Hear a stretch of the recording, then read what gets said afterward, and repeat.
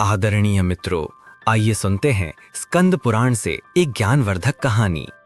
क्या आप जानते हैं कि महान यज्ञों में केवल राजसी वैभव ही नहीं, बल्कि तप और भक्ति का भी गहरा रहस्य छिपा होता था।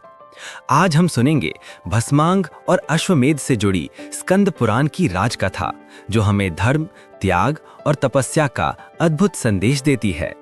मुख्य कथा। प्राचीन काल में एक नगरी में धर्मप्रिय राजा राज्य करते थे। उन्होंने निर्णय लिया कि वे अश्वमेध यज्ञ करेंगे ताकि राज्य सुख, समृद्धि और धर्म से परिपूर्ण हो। यज्ञ के लिए वेद पाठी ब्राह्मणों को बुलाया गया। पूरा नगर दीपों और उत्सवों से सजा। राजा ने व्रत रखा, भस्म को अंगों पर धारण किया, जिसे भस्मांग कहा जाता है। यह तप और विरक्ति का प्रतीक था। ब्राह्मणों ने समझाया, राजन, भस्म यह स्मरण दिलाता है कि शरीर नश्वर है। यज्ञ का फल तभी शाश्वत होगा जब अहंकार त्याग कर किया जाए। अश्वमेध का घोड़ा नगर नगर घूमता गया। जो भी राजा उसे रोकता, वह युद्ध में पराजित होता। इस प्रकार धर्म की विजय हुई। अंततः यज्ञ पूर्ण हुआ। देवताओं ने प्रकट होकर कहा, राजन, धन और बल केवल धर्म की रक्षा के लिए सार्थक है।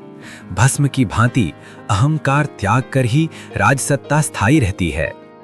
राजा ने सीखा कि भोग और वैभव से बढ़कर भक्ति और धर्म ही सर्वोच्च निधि है। अंत। यह कथा हमें सिखाती है कि राजसत्ता भी तभी महान है जब उसमें तप, त्याग और धर्म की नींव हो। प्रारंभ। इंट्रो। क्या आपने सुना है कि तीर्थों में केवल स्नान और पूजा ही नहीं, बल्कि देवताओं का साक्षात्कार भी संभव है?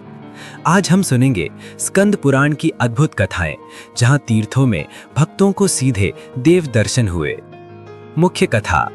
स्कंद पुराण में वर्णन आता है कि भारत भूमि के पावन तीर्थ केवल भौतिक स्थल नहीं, बल्कि दिव्य लोकों के द्वार हैं।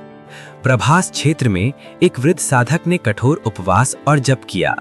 एक रात्रि उसने गंगा तट पर दीप दान किया। तभी गंगा माता प्रकट हुई और बोली, वत्स, तेरी श्रद्धा ने मुझे यहाँ खींच लाया। यही तीर्थ है जहाँ पुण्य अनेक जन्मों तक फलित होता है। इसी प्रकार काशी में एक साधक ने महादेव का नाम जपते जपते ध्यान लगाया। अचानक विश्वनाथ स्वयं प्रकट हुए और बोले, यह काशी मेरा अनंत धाम है। जो यहाँ भक्ति करता है उसे मोक्ष प्राप्त होता है। अन्य तीर्थों में भी देव दर्शन की कथाएं आती हैं।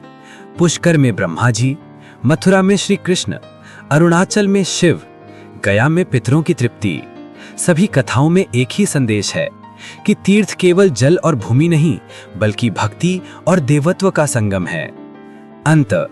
ये कथाएं हमें सिखाती हैं कि सच्ची श्रद्धा और भक्ति से तीर्थों में देवता स्वयं साक्षात दर्शन देते हैं।